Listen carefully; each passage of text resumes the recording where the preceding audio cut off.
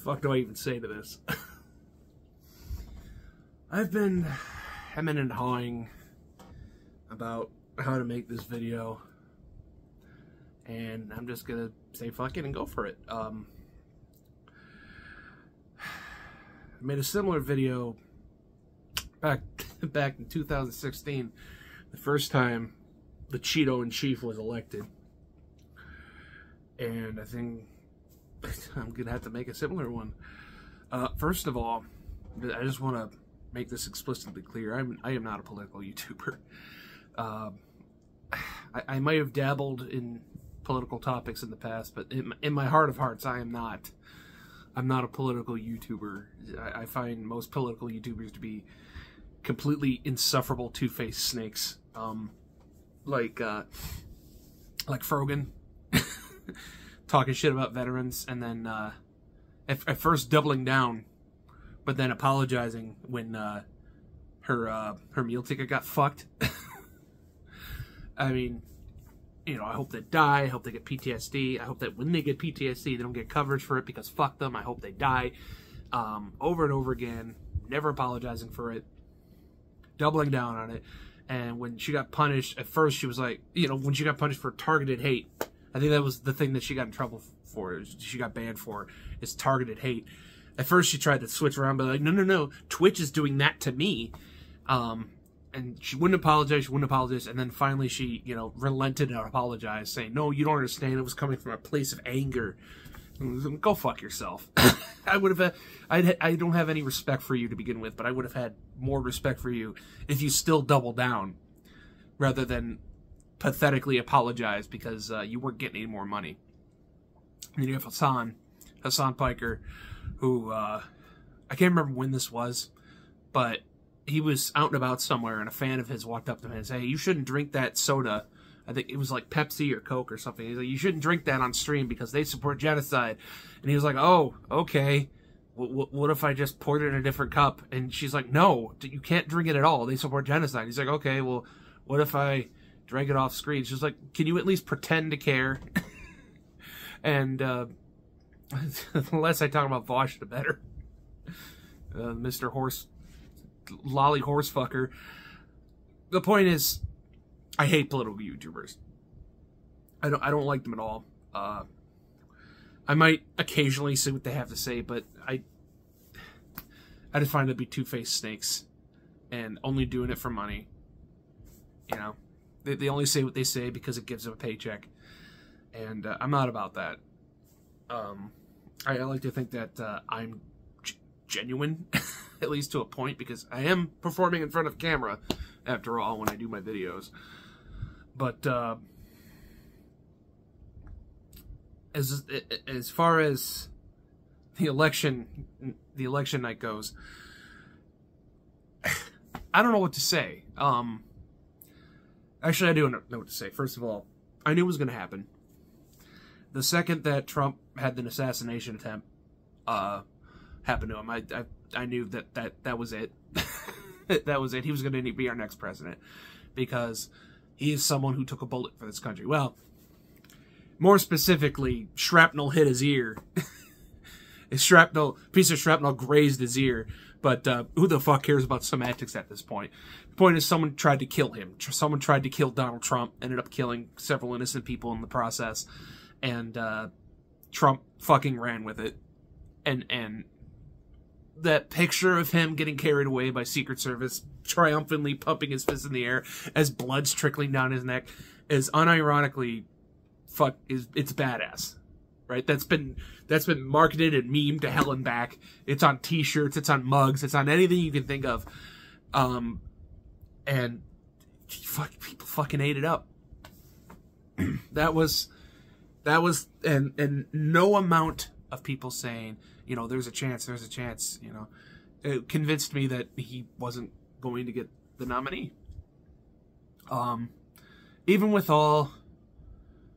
everything happening to him in the sidelines, like him getting convicted and shit, like there's a reason why they call him Teflon Don, because nothing sticks to him. No matter what people try to throw at him, nothing happens. You know, all the shit that he's said, all the shit that he's done, all the shit that he's continuing to do, and not a single bit of accountability for it. You really honestly think that he wasn't going to be president? That this is what people want? He got the fucking popular vote. A Republican got the popular vote. That is fucking unheard of. Even Hillary got the popular vote, and nobody fucking likes her. Like, seriously. And then when Kamala said, you know, when they took Joe Biden out the fucking pasture and put him down like old Yeller, and Kamala came back and they're like, "Are you going to change anything?" She's like, "No, I'm not going to change a fucking thing." That again, you know, was the death knell. You know, for her election. You know, well, you know, Joe Biden didn't do shit, and she's not going to change anything. So, the fuck, why would people vote for her? Not to mention the Gaza thing. Oh God, you know, not a single Arab American wanted to vote in Kamala Harris. Like Dearborn, overwhelmingly. Dearborn, Michigan is a huge Muslim population, huge Arab American population. Either people didn't vote outright or they voted Trump because they didn't want to vote for someone who's actively supporting genocide. But I don't pay enough attention to politics to know like the deep ins and outs of every political party. I should pay attention to it, but I don't. You know, that shit, it just annoys me. It annoys me, and it just stresses me out, and I just don't, that's not what I'm about. You know, ever since I started in 2006 on this godforsaken hell site, you know, I've just wanted to be, you know, just a little guy, who just a funny little guy who makes entertaining videos. You know. Why people look up to me, I have no idea. But people do, and I'm humbled by it.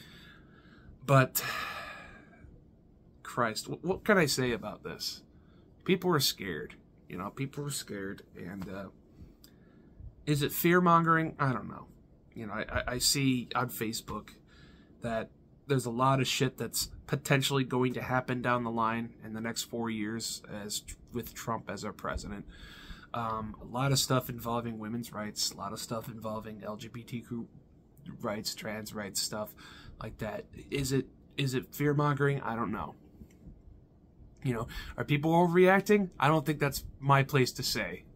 Mainly because I don't pay enough attention to this shit, as I've said before. I will say this. The turning your Facebook profile to a black screen to show the people how sad you are is fucking ridiculous. It's performative nonsense.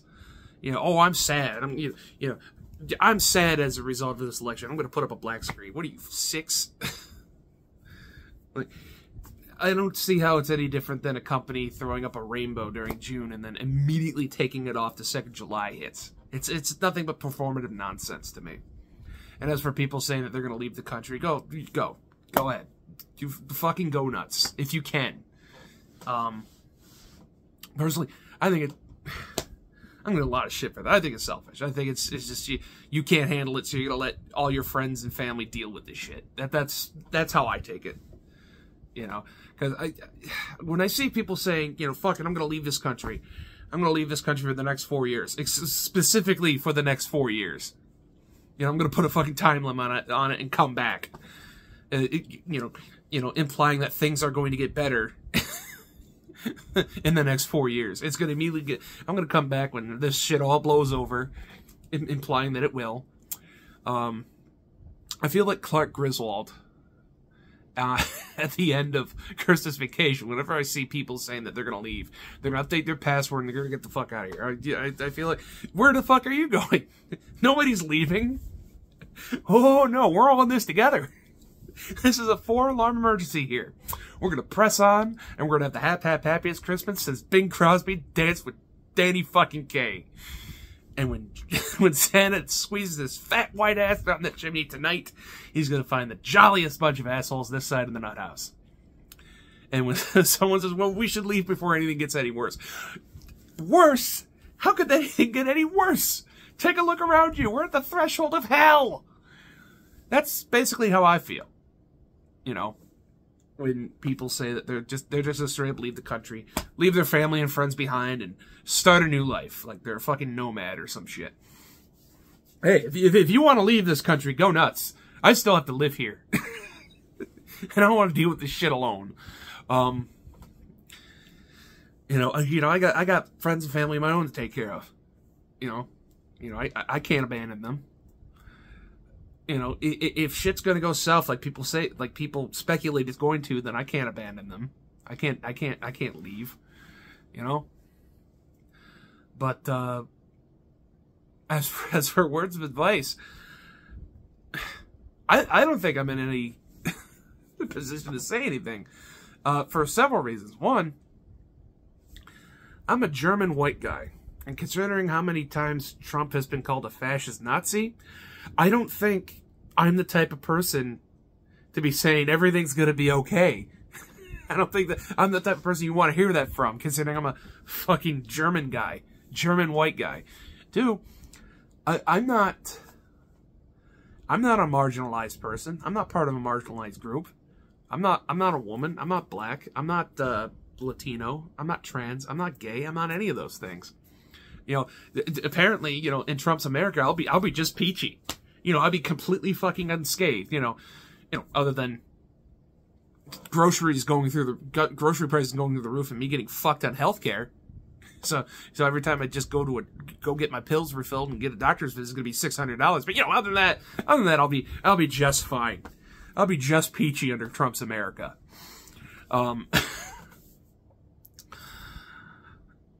But I will say this. I'm not going to hold your hand and tell you everything's going to be okay. Because it very well might not be. I'm not going to give you some cliche, you know, quote from a fucking cartoon about hope and justice or whatnot. Because it's not realistic. But I will say this. If you have friends, take care of them. Stay close to them. If you have family that you love, take care of them, stay close to them, save up as much money as you can. If you're able to save money at all.